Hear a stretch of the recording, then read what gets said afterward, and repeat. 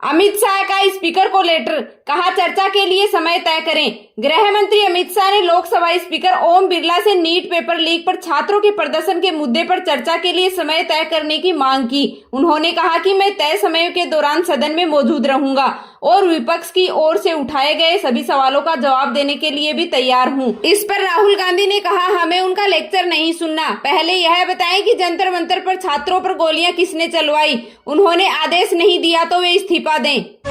सरकार ने FCRA संशोधन बिल 2026 को ज्वाइंट पार्लियामेंट्री कमेटी यानी कि JPC के पास भेजने का प्रस्ताव लोकसभा में रखा, जिसे मंजूरी मिल गई।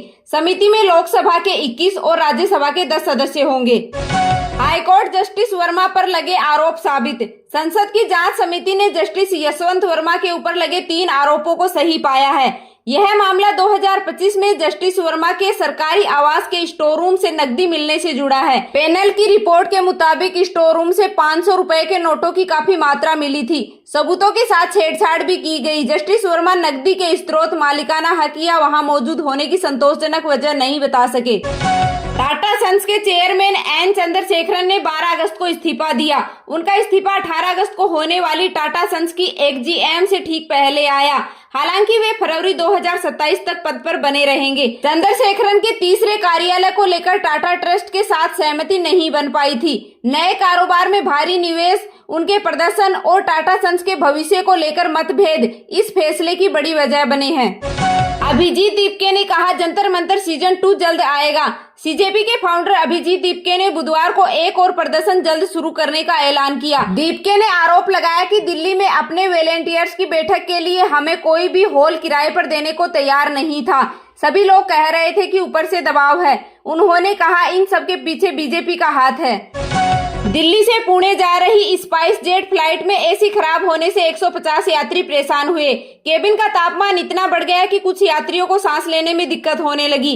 एक गर्भवती महिला की तबीयत भी बिगड़ गई। पैसेंजर 6 घंटे से ज्यादा समय तक एयरपोर्ट पर फंसे रहे। बुधवार सुबह उन्हें दूसरी फ्लाइट से पुणे भेजा गया। कर्नाटक सरकार ने गुटखा, पान मसाला समेत तंबाकू और निकोटिन उत्पादों पर लगाई 1 साल की रोक। खाद्य सुरक्षा और औषधि प्रशासन विभाग ने राज्य में ऐसे उत्पादों की बिक्री और वितरण पर 1 साल का प्रतिबंध लगाने के लिए 10 अगस्त 2026 को नोटिफिकेशन जारी किया है। मुंबई के घाटकोपर में लेडी स्लाइड, 7 की मौत। मुंबई के घाटकोपर के चिराग नगर में बुधवार को लेडी स्लाइड से पहाड़ी मलबा 3 घरों पर गिर गया। हादसे में 7 लोगों की मौत और 7 लोग घायल हुए हैं, जबकि 3-4 लोगों के मलबे में फंसे होने की आशंका है।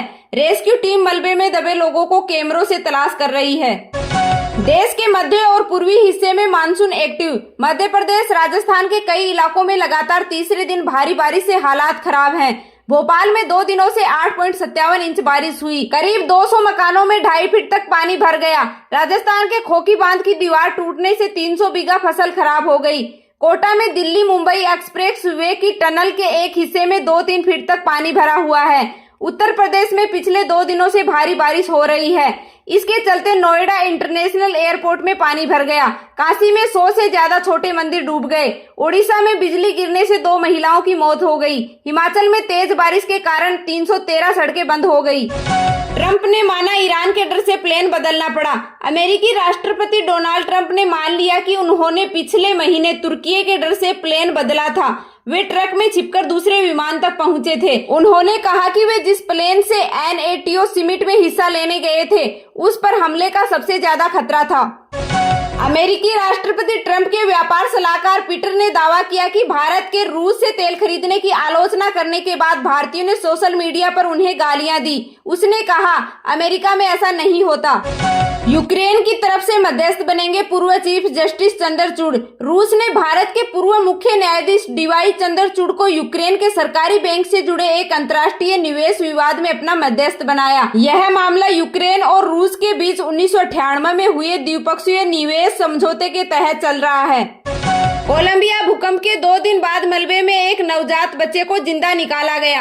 बच्चा एक गिरी हुई 5 मंजिला रिहायशी इमारत के मलबे में फंसा था। उसके साथ एक आदमी भी दबा हुआ था। रेस्क्यू टीम को आवाज देकर एक आदमी ने कहा, मैं यहाँ एक बच्चे के साथ हूँ। बुमराह, जडेजा व शुभमन गिल नंबर 1 पोजीशन पर। भारतीय तेज गेंदबाज जसप्रीत बुमराह लगातार 21 महीनों से टेस्ट गेंदबाजों की रैंकिंग में नंबर 1 बने हुए हैं। रविंद्र जडेजा टेस्ट ऑलराउंडर्स में पिछले 1556 दिन में नंबर 1 पोजीशन पर हैं। वहीं भारतीय कप्तान शुभमन गिल ने वनडे में पहला स्थान बरकरार रखा है। भारत और अफगानिस्तान के बीच 3 T20 मैच खेले जाएंगे। भारत और अफगानिस्तान के बीच 3 मैचों की T20 सीरीज खेली जाएगी। मुकाबले 13, 15 और 17 सितंबर को नई दिल्ली के अरुण जेटली स्टेडियम में खेले जाएंगे। बीसीसीआई ने तारीखों की सहमति दी।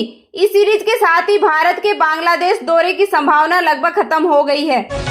टाटा मोटर्स कॉमर्शियल व्हीकल का मुनाफा 83% बढ़ा। पहली तिमाही में इसका प्रॉफिट 2,560 करोड़ रुपए पहुंच गया।